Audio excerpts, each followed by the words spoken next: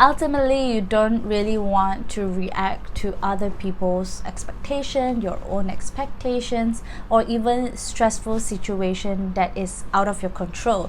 That is why it is very important to learn how to respond instead of react, so that you can take back the power and be empowered by your words, by your action, and towards others as well.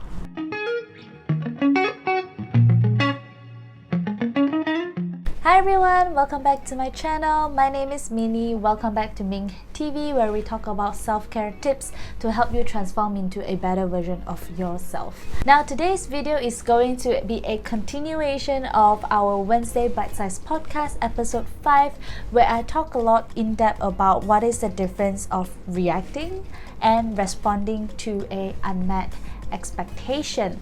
If you have missed that, definitely go check out the cards so that you don't get confused by what I'm going to say today. But just to sum it up a little bit, reacting is always like a survival mode defense mechanism, whereas responding, it's more of like a non-threatening communication format. So with that out of the way, let's just get right into it. Now, I really want you to take action on what we are going to say today, because first of all, it is more important that you deal with it when you are in a calm state rather than when you are experiencing that reactivity. The reason behind this is very simple. So let's just say you are in a situation where you are panicking. Let's say you are in a pool and something caught your leg, and then you're like struggling and then panicking. And if this is your first time in the pool, you don't really know how to take a deep breath and then go down and hold your breath, that sort of thing. If I were to ask you to perform that there and then when you are panicking and you have not learned the technique, you will not know what to do and you will panic even more. That is why it is very important that when you are in a calm state, we teach you the technique. When someone teaches you the technique and you absorb the knowledge, and then you can get to apply it.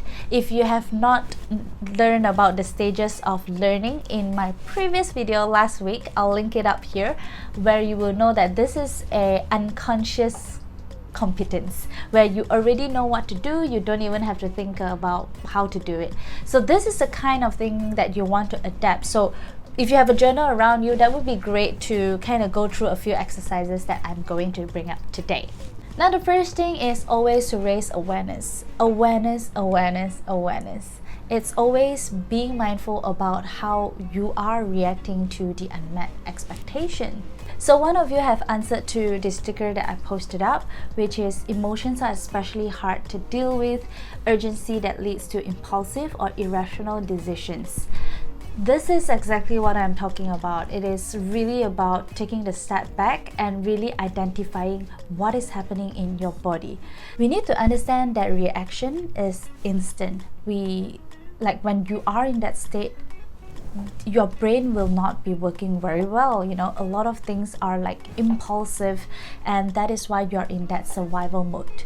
On a Maslow hierarchy needs pyramid, on the bottom part, when your survival needs are not met, it's really hard for you to move to the next stage. That is why it is very important for us to look at that unmet needs before even thinking about what's going on. Reaction is really not just about how we react to other people, it's also about how we react to ourselves when we are making wrong decisions or impulsive decisions.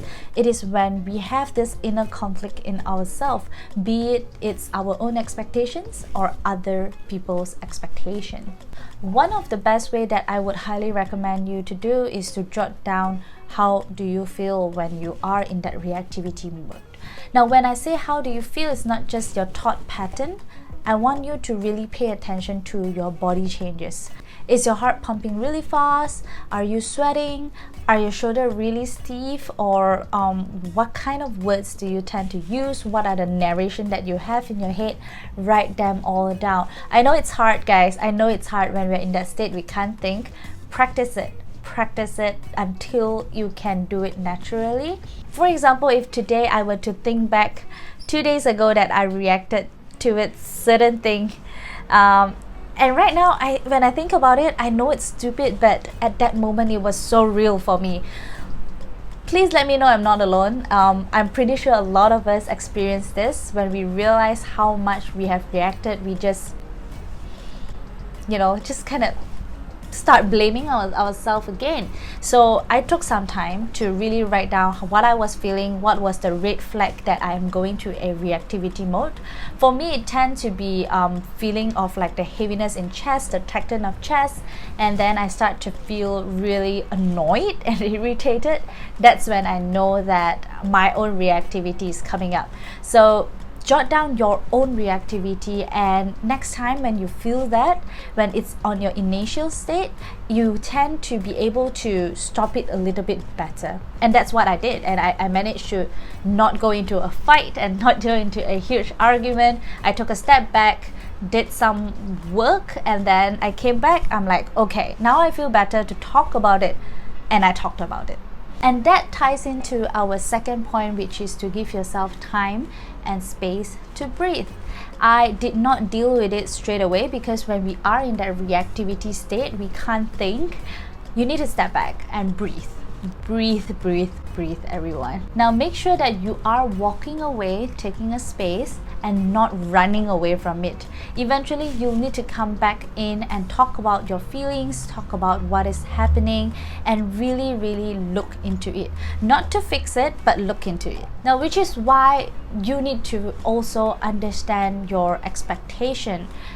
Whether or not this is someone else's expectation, how you perceive it, it will become your expectation.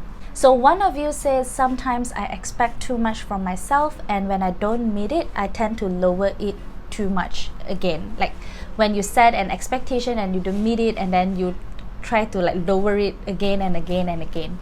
Now, if you have listened to the podcast, you probably have already know that having expectation is actually good for your self-worth. However, it is very important to know that where did this expectation come from? How did you internalize it? How do you view it? So one of the things that I like to do, especially with my client, is to look into something I call the expectation inventory. So what does it do is that it breaks down your expectation and asking a lot of in-depth question on that expectation. I'm going to show you a few questions that you can ask yourself when dealing with certain expectation. I'm going to use one of your examples as well. So this example says that she compares her progress with others and afraid of being too slow and unable to catch up. Now, the first thing when I look at this is that, okay, so your expectation is that you need to be at the same par as your peers. And if you are not the same, that means you are falling behind. So that's how I interpreted that response. So here are some of the questions that I would ask. Whose expectation is that? Where did you first hear or first believe that you need to be the same as your peers? Is it your parents? Is it your teachers? Is it your siblings? Or where did that come from? So answer that question. And second of all, what does it mean by being the same, on the same par? What does it mean that being like my peers? Is it being as rich as my peers? And what does rich means? And or having similar jobs with my peers, or having a stable job like my peers? It's really broad. I know it sounds really like common sense, but as you write down and start to look at it that way, it is going to show you that how much of it is really like what you expect, and also how much of it is that it's not relevant to your choices in life as well. Now, reactions are usually a result of your unconscious bias. That's why the expectation inventory is very useful to help you break down everything and to find out what is it that is in your belief system that is stopping you from achieving certain things or reacting to certain unmet expectation. So let me know if you have done this exercise, and you can screenshot and tag me on my Instagram at ming.care. With that said, once you are done with the whole inventory, you would probably come to a point where you realize whether or not this expectation is realistic. I like this. One of my friends responded to this sticker and she says, sales target that is not out of control is my biggest struggle on meeting expectation. When you are working in a company, sometimes it's not just in your control, you know. One of the biggest question is also to ask yourself whether or not this is in my control, if I can have full control of it. What is in my locus of control and what is my external control? And it's a really great concept to really think about what can you do and what can you not do. For example, a sales target, I personally know her, so I know that it's not just only about her. You know, it also depends on your colleagues, your co-workers. So it's really important to identify, you know, what can you control and what can you do instead of what can you not do. A lot of time we focus a lot on the things that we cannot do and cannot control. That is why we feel so stuck. And when I talk about being realistic or unrealistic expectation, I am also talking about the way you phrase your expectation. So just like how my client Jamie, she says, okay, it sounds silly, but I always expect myself to be disciplined and productive every day. Now, I'm going to introduce you to a concept called the absolute terms. And this is something that I catch my clients says all the time, or not all the time. If you had guessed what is absolute term, please pause this video and just comment down below. Absolute term is basically things that kind of generalize what is happening. Words such as always, every day, all the time, that's what I just said, all the time, never, none of it, you know, all this are absolute term. So when Jamie wrote that I expect myself to be disciplined and productive every day, I would challenge her and say, is it every day or is it most of the day? When you say most of the day, how many percent is most of the day? Because for me, it could be 90% of the day. For you, it could be 50, you know, 60. 60 would be like a good most of the day for you.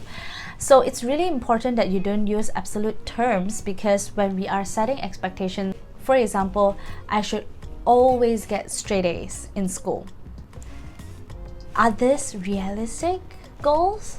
Yes, it could be done. I'm not cutting you short here. I know that you can, but these expectations, once you hear this, you're gonna go like, oh, that's scary. I need to do it all the time, and if I miss one day, it's gone. It means that I did not meet expectation, and that's not realistic. For example, my 5 a.m. waking up schedule, I set myself to wake up for the majority of the time, and I told myself that, okay, my basic rule will be every 2 days I could skip a day, but of course I don't want that, but it is more realistic, you know. I have to listen to my body, and then I have to make sure that I am getting enough rest as well. The two days rule is by Matt Diavela. I will put his link down below. So it's really important to set really realistic expectation for yourself, and don't use absolute terms in your expectations. Ultimately, you don't really want to react to other people's expectation, your own expectations, or even stressful situation that is out of your control. That is why it is very important to learn how to respond instead of react, so that you can take back the power and be empowered by your words, by your action, and towards others as well. With that said, that's it for today's video. I hope you gained a little bit more insight on how to deal with unmet expectation. If this was helpful for you, please click the like button and also share it to someone that you think needs this. And once again, this is a lifelong journey. Please do not think that this will happen overnight. It takes practice and practice and practice, and with new challenges unlocked, there will be more challenges ahead, and that's okay, because that's life, and that's how we work, and that's how we expand our comfort zone. Thank you so much for watching once again. Please hit the like button and subscribe, and I'll see you next week. Bye.